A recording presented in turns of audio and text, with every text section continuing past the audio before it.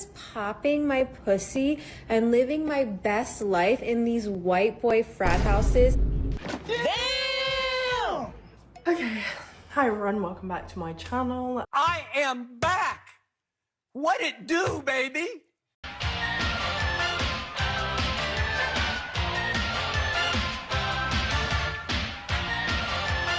And today I'm going to be reacting to the situation surrounding Akash Singh's marriage and wife. I don't really watch Akash's content or his wife's content. It just came on my radar, obviously because of that podcast dude.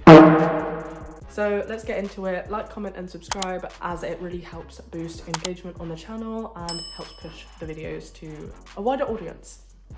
Possibly the worst wife ever has came out and responded. And if you don't know what I'm talking about, recently I made a couple videos about this situation where Akash Singh, a pretty popular comedian, recently got exposed by Myron from Fresh and Fit for basically putting up with an all-out humiliation ritual by his own wife. His stay-at-home wife he takes care of financially, that seems to love to fantasize about other men while simultaneously disrespecting her husband at every turn. New Year, hi, my name is Jasline. I'm a stay-at-home wife, but I don't cook or clean because I don't feel like it. And my husband is a full-time stand-up comedian and he buys me lots of nice things. Sometimes I get so painfully nostalgic for college. So for context, I went to college from 2011 to 2016. I was popping my pussy and living my best life in these white boy frat houses. I was shopping at Rainbow. I was eating buffalo chicken wraps every day. I was straightening my hair with my French tips. Like, you could not tell me nothing. And I had a roster of guys that I would rotate through. So I'm gonna pause there to add some context. That's actually what caught my attention. Because I was like, oh, why are people going at his wife? Like, oh, get over it. It's their relationship, whatever. And I didn't really care that she was saying this. I thought, I don't know why, as a woman who's a stay-at-home wife, you would say this, because obviously you rely heavily on your husband as the breadwinner. So why would you put out something like that that might piss him off? But at the same time, it kind of came off as a bit cringe. But as the story goes deeper, you realize that she lied a lot. I don't know these people. We only see what they put out, and what she puts out only confirms what I believe. But to me, it's clear that she doesn't actually like her husband, just due to the way she talks about him and other men, which is fine. I don't have a problem with that. The part I do have a problem with is when you hear about Akash in other podcasts talk about how he was a virgin when he met his wife, and that she was also a virgin. Different. My wife also hadn't had any sexual partners, so that helped us connect a lot more. Now, let me ask you this: wow. do you believe her? If you've seen her, then it's hard to believe. Yeah. I remember I was just like, what? But she was like, she was 22, I was 31. There was an age gap. Sure. Did you lie? But if you hear what she just said, like, I was popping my pussy and I have a roster of men who I'd rotate to, that's the part where it caught my attention. I was like, wait, what? Because this guy is adamant. He's like, yeah, we were both virgins. And she's now out here talking about her butthole hurting. What do you mean by that? Like, waking up with her butthole hurting after like letting some guy stay over. I was like, what the fuck? Obviously, all the things I imagine made you feel bad. Was there anything that specifically bothered you, or I mean, I think people talking about the sore butthole story, because that was more kind of like an assault story, but I didn't want to label it as such because I didn't think it was super traumatizing, and I had already shared one. Right. And I feel like the internet has a quota for girls of like how many assault stories they could share, regardless of if it's true or not. Like, obviously, you think the internet would be like, oh, every story she tells us she's getting assaulted. I didn't. She talks about how his balls smell. She talks about how her friend's husband is attractive. I'm like, everything she does is to embarrass him. He always tries to kiss her and she always moves away, even on the wedding day.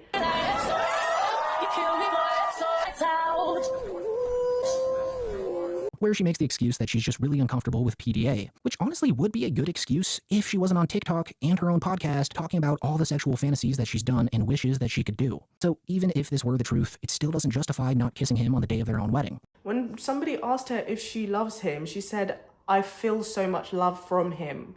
And I was like, what? I mean, you just can't make this up.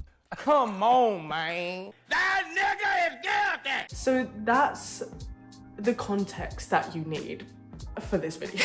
Emily's trying to have an orgy because this couple is so fucking good looking and you haven't seen Nav yet, but wait till you fucking see him. His body goes crazy. His face part always slays, never declines. I just know that Nav's dick is like at least 10 inches. You would only be down for an orgy if it's thick. But thank you guys for being on the main character pod. We love you, we hate you, I love you, but I actually love you and want to fuck all of you. Yeah, this all went extremely viral just because of how insane it was. And just yesterday, she officially responded in the form of a podcast episode. The same podcast where she's humiliated her husband multiple times before. Comedian Akash Singh's wife, Jasline, goes off on all the broke men criticizing her and claims that she's actually a great wife. Jasline also calls out red pill influencers for being insecure, unlike her husband. I mean, this doesn't really have anything to do with insecure. Which is exactly what I was about to say. I was going to say, I don't think it has to do with insecurity. It's more like you're actively disrespecting your husband. And like also things in your timeline of your relationship don't add up. And you're the one who has divulged this information to the internet. So it's not like we asked for it. You keep telling us things that we didn't ask for. And now you're complaining that people are reacting to this insane situation. Granted, it is mostly men. I've only seen like one other girl or woman react to this, but I would like to know, what do other women think of this? Like, I know getting the bag and sprinkle, like that's very like in right now, and it's a bad economy. I know it's a bad economy, girls, I know.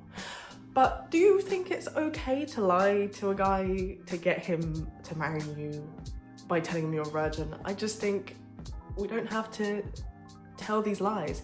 I do think she also just doesn't like him, and I don't think she ever really has, because the age gap, if you don't know, they got married when she was 22 and he was 31, either 31 or 34. So the age gap, she was very immature when they met, so it's not shocking that she maybe would lie about something like that.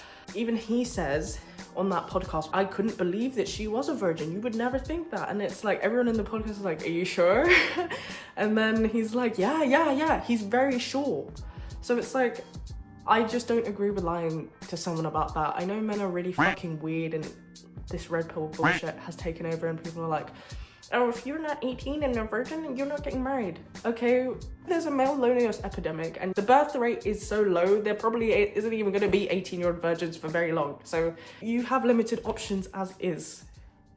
Don't be choosy. Or maybe self-improve to the point where you can be choosy. That's the only other option. But don't be at the bottom complaining why you have no bitches. That's what I'm saying. Or the red pill is just blatant disrespect. I don't know, apparently to her, calling someone out for repeatedly saying horrible and disrespectful things on video about your husband is automatically red pill now. Like, she was reminiscing about her roster of fat guys she rotated through in college. She was trying to set up an orgy with her friend's husband right in front of Akash. She was also talking about straight up just not being attracted to her husband. Calling that out isn't red pill. That's just objectively terrible behavior. But anyways, let's take a look at her. She hates this man, bro. I know the economy is bad, but I just feel wrong about it. Like, I just feel wrong. But everybody has their point.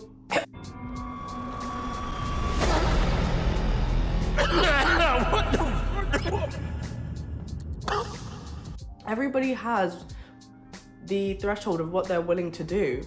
And I guess this is what she was willing to do to live the life that she wants to, and she's achieved that goal. I just would feel bad about it. But that's just me personally. I know it's a dog-eat-dog world, and yeah, it's a cold world. It's a cold world right now. Welcome back, main character girl. Welcome. Oh god, that intro. Oh boy. Who the fuck watches this shit? Me, apparently. Because I'm just a girl. But it's also because, like, where the fuck has chivalry gone? Yeah, where has chivalry gone? Like, why do these men who make $60,000 a year talking about gold diggers, you don't have any gold to dig.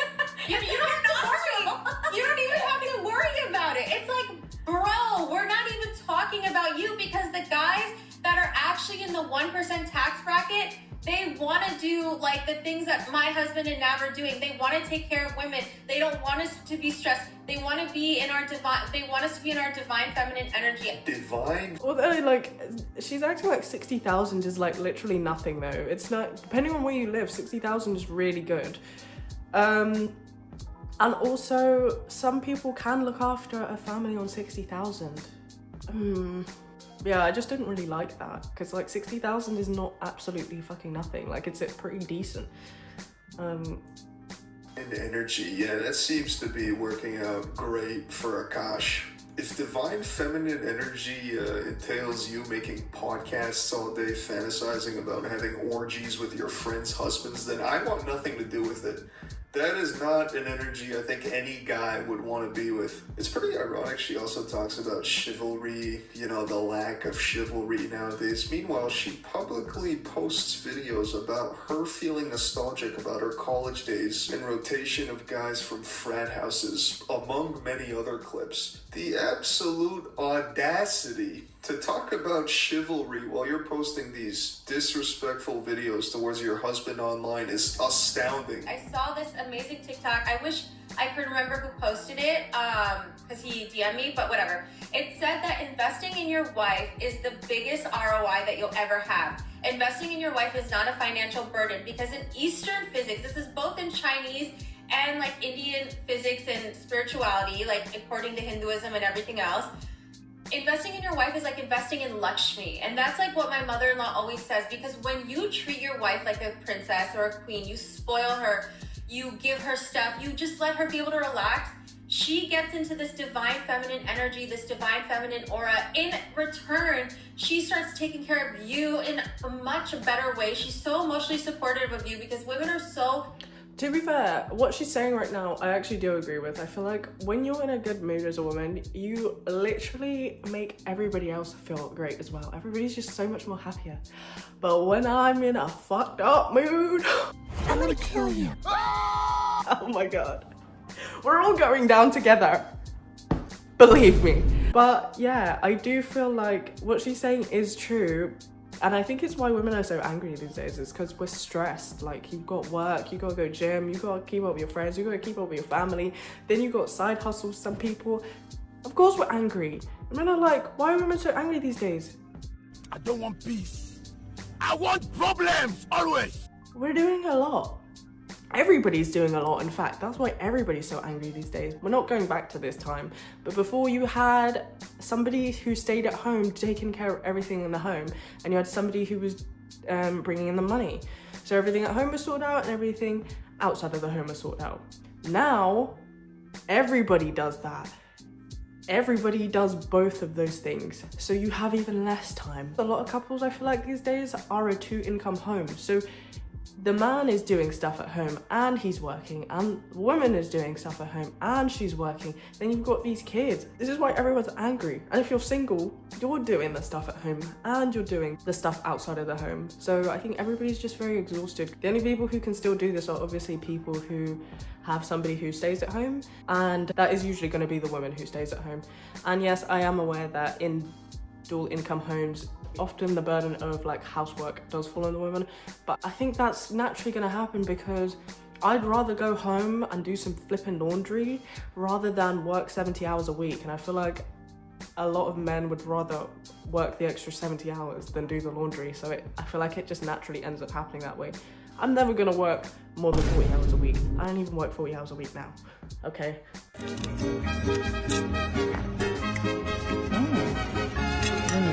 Oh my god. delicious.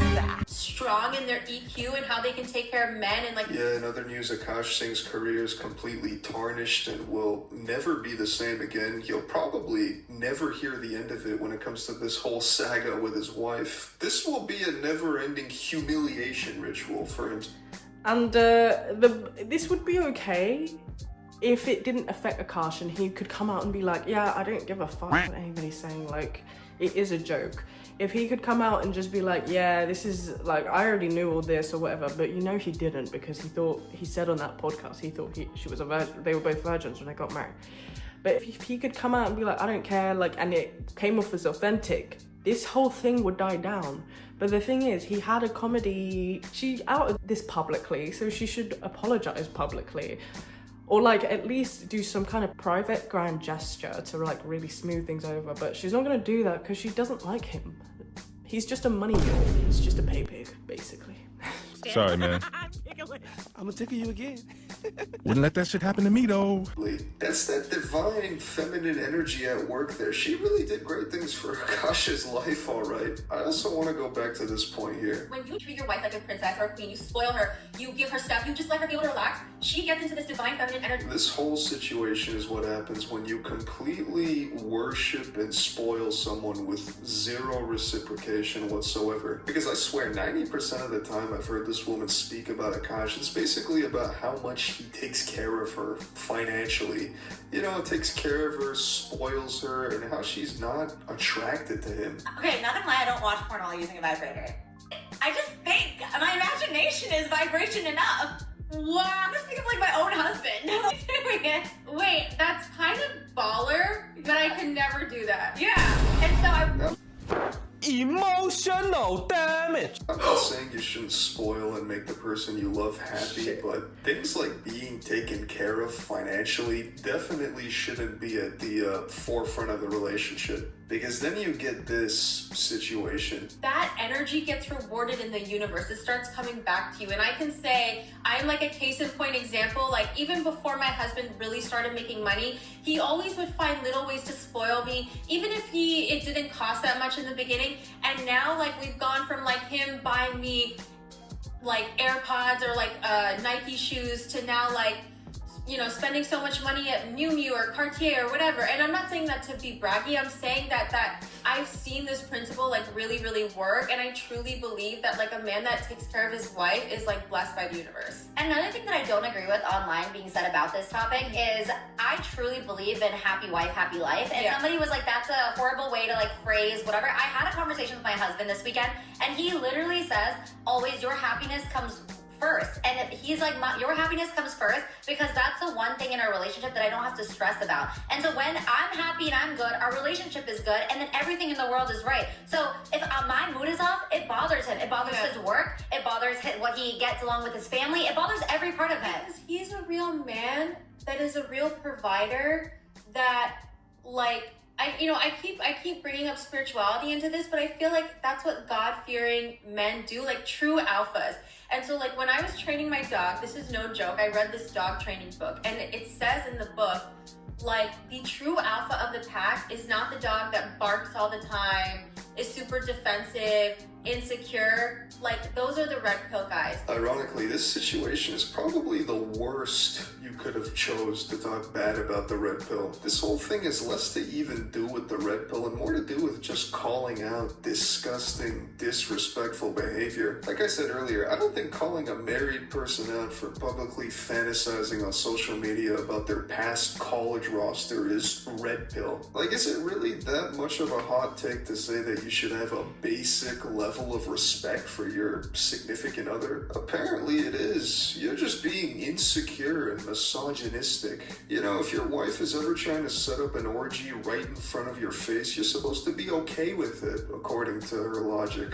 Clearly that's working out just great for Akash. As in the book, like the true alpha of the pack is not the dog that barks all the time, is super defensive, insecure. Like those are the red pill guys. The true alpha of the pack is the calm one, the quiet, the like leads with dignity and this like stature and this grace.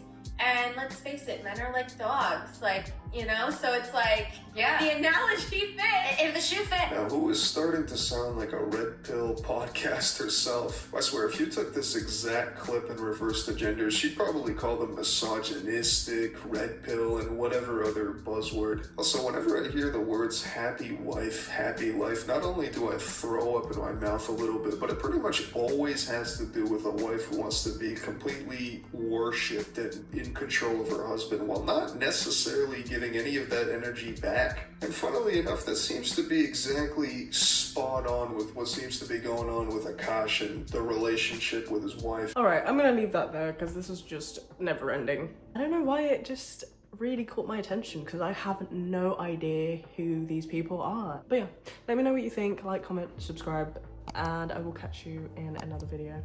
Bye.